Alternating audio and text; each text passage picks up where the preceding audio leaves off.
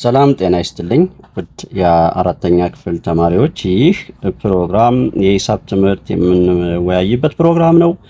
በዚህ ፕሮግራም ላይ ምዕራፍ 4ን የመጨረሻው ክፍል ወይም እንደምትመለከቱት የማጠቃለያ መልመጃ የምናይበት ክፍል ነው። እዚህ ክፍል ላይ ዋና ዋናዎቹን በተለይ የቃላት ፕሮብሌም ላይ የምናተኩር ይሆናል። ለምሳሌ እንግዲህ የቃላት ፕሮብሌም ከምንላቸው የሁለተኛው ጥያቄ በጣም አስደናቂ የሆነው አምስተኛው ጥያቄ እና ሶስተኛውም እንዲሁ እዚህ ጋርም እንዲሁ አለች። ስድስተኛ ጥያቄ እንኳን የቃላት ፕሮብሌም አንለውም።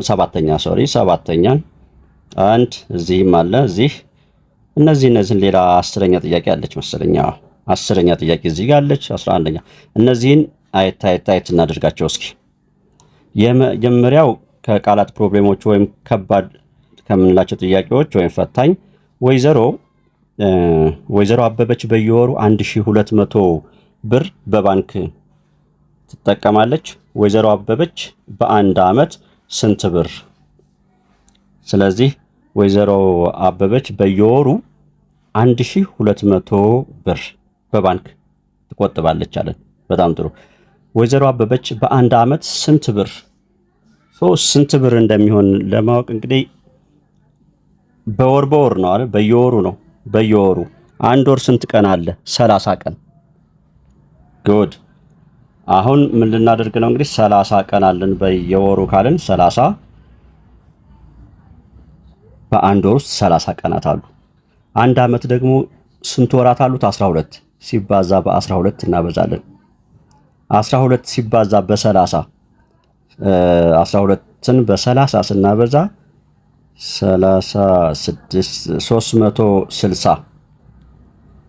360 እንደገና ጳጉሜን ካሰብን ደግሞ አሁን እዚህ ጋር ጳጉሜን አስቦት ይሆን? ይህ ትንሽ እንትን ነው። እሺ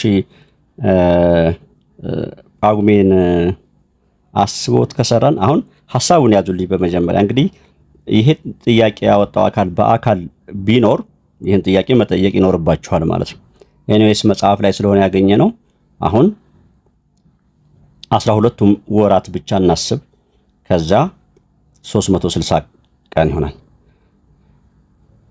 በየወሩ እንደ አንድ ወር እንደ ኢትዮጵያ ስታንዳርድ ካሰብነው ደግሞ ጳጉሜ ደግሞ 5 ቀን አለች። እንደገና አንዳንድ ዓመት ደግሞ 6 አለች። ይሄ ራሱ አወዛጋቢ በ5 ነው በ6 የምንወስደው የሚለው ስለሚያወዛግብ ጳጉሜን እንተዋት ብያቸዋለሁ። 5 ቀኗን 360 ሲባዛ በ1200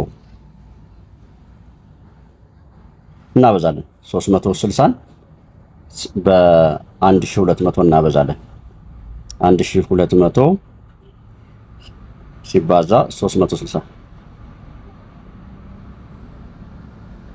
432,000 ብር 432,000 ብር ይኖራታል።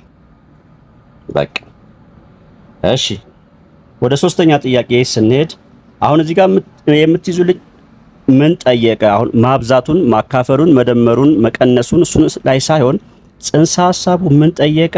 እንዴት ወደ በአረፍተ ነገር የቀረበው ነገር እንዴት ወደ ሂሳባዊ አረፍተ ነገር እንቀይረው የሚለውን ጽንሰ ሐሳብ ነው። እንግዲህ ጳጉሜንም እንጨምራለን የምንል ከሆነ ሲደመር 5 እናደርጋለን። የ5 ቀን እንደገና አብስተን እናደርጋለን ማለት ነው። እንደዛ እንሄዳለን። እሺ፣ ሶስተኛ ጥያቄ ላይ አንድ የቡና ነጋዴ በየወሩ 500 ኩንታል ኩንታል ቡና ይሸጣል። በ9 ወር ስንት ኩንታል? ይሄም 5000 በአንድ ወር ከሸጠ ሲባዛ በ9 ማድረግ ነው። አዎ በ9 ስናበዛ 5ን በ9 ስናበዛት 45 ከዛ 3ቷን 0 እንጨምራለን 45000 ወደ የመልሳችሁን ትክክለኛነት አመሳክሩ የሚለው የአራተኛው ምንድነው?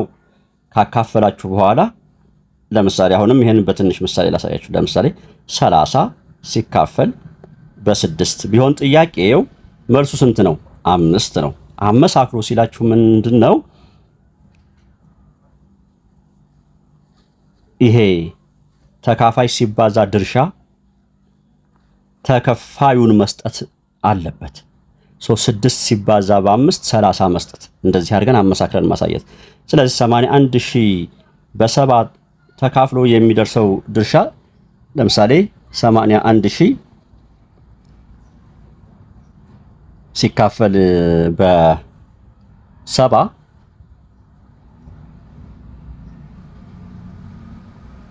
ያ 81,000ን በ7 ስናካፍል ወደ 1157 ነጥብ አለው ጊዜ ይደርሳል ይላል። ይሄንን እንግዲህ 1157 ነጥብ 14 እያለ ይቀጥላል።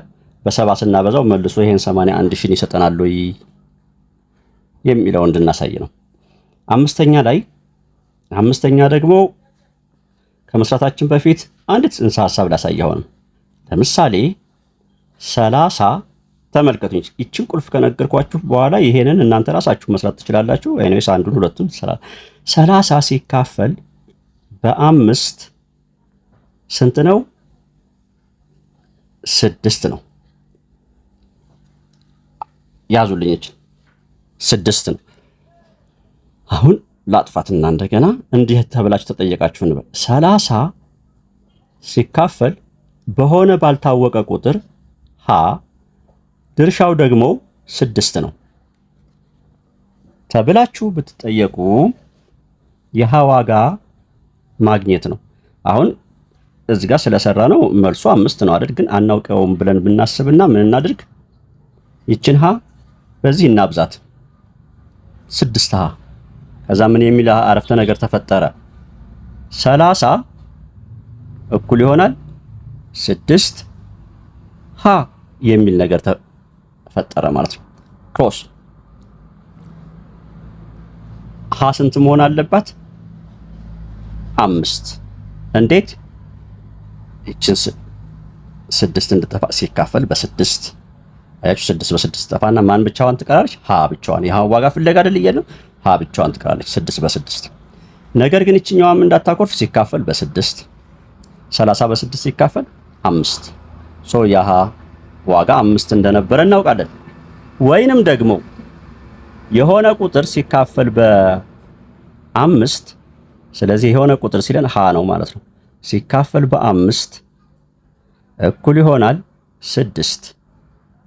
አሁን ደግሞ ተከፋዩን ልንፈልግ ነው ማለት ነው። ይህም እንዲሁ ነው። ይችን እዚች ጋር ያለችዋን መታችሁ ክሮስ እዚች ጋር ታበዛታላችሁ። እዚች ጋር መታችሁ 5 ጊዜ 6 30። በቃ ይህን ጽንሰ ሐሳብ ከያዛችሁልኝ እንግዲህ ይኸው እዚህ ጋር አሁን 5ኛው ላይ ልምጣ። ምን አለን? ዳሽ ነው ያለን። ዳሹን ሀ እንበለው እኛ ማለት ነው። ሀ ሲካፈል በ30 ይሄው ድርሻው 2000 ያው ሀ ስንት ነው ማለት ነው? ይችን 30 እንምጣና በዚህ እናብዛት። 30ን በ2000 እናብዛት። ስንት ሆናለች? 30 ሲባዛ በ2000 60,000 መጣ። 60,000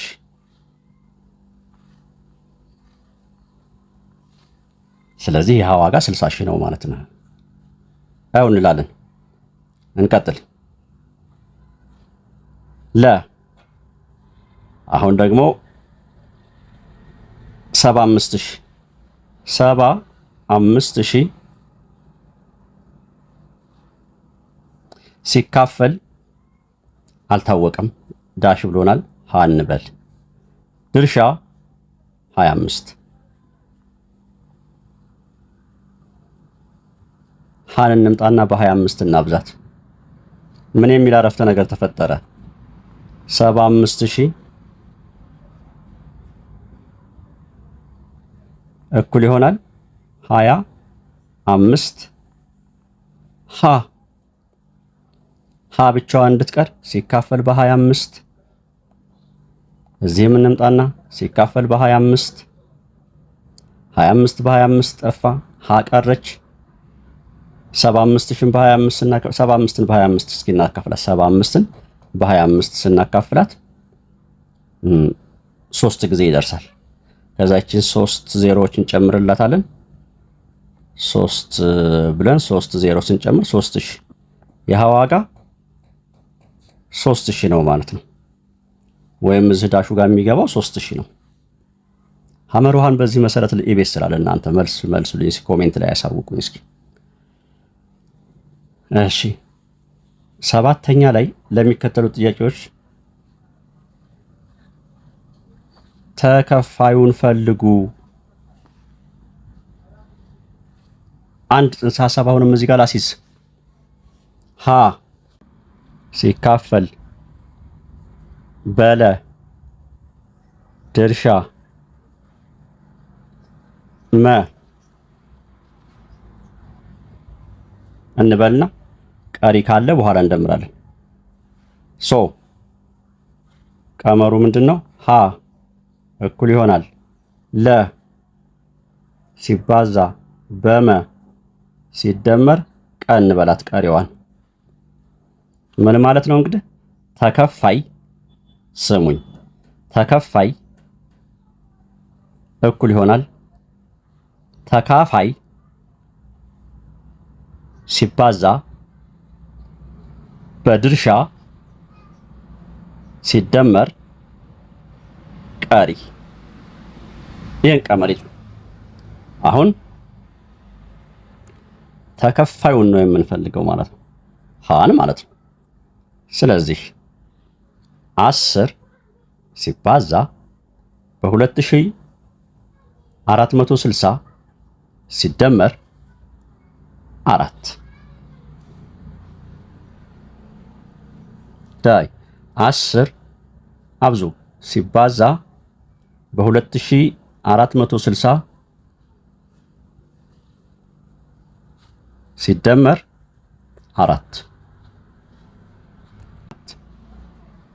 በተመሳሳይ ለ 8 ሲባዛ በ32600 ሲደመር 6 8 ሲባዛ 32600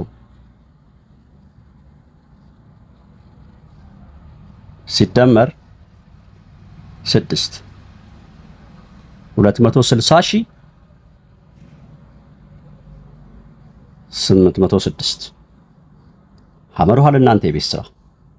50 በማህበር የተደራጁ ሴቶች አሉ። 50 በማህበር የተደራጁ ሰው ምንድነው ይሄ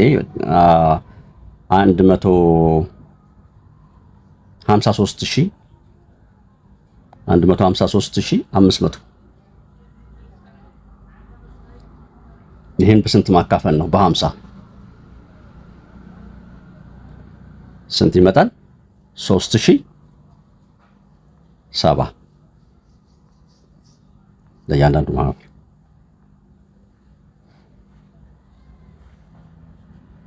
የተደራጁ ሴቶች አንድ የዓመት ትርፍ ቢከፋፈሉ ይሄን ይሆናል ማለት ትርፉ ለእያንዳንዱ ማህበር አባላት ድርሻ ይሄን ነው። እሺ 50 ካርቶን ሳሙና በ20,000 ብር ቢሸጥ እያንዳንዱ ካርቶን ሳሙና ዋጋ ስንት ነው? ይሄም እንደዛው ነው። 20,000 በስንት እናካፍላለን? በ50 400። እንቀጥል። 450 ውስጥ ስንት 15ቶች አሉ? ስንት 15ቶች አሉ? አሁንም አንዲት ጽንሰ ሐሳብ ላሲዝ። 30 ለምሳሌ ሲካፈል በ6 እኩል ይሆናል 5። አሁን እንዲህ ቢሆን ጥያቄው እንበልና 30 ውስጥ ስንት አምስቶች አሉ?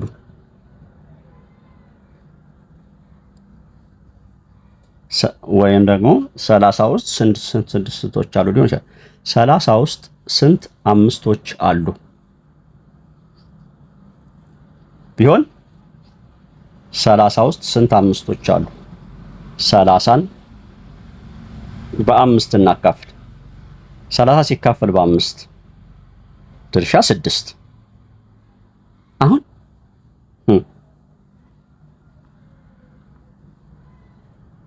ይችን 30 የምናገኘው ብያችኋለሁ። ይችን በዚች ስናበዛት ነው።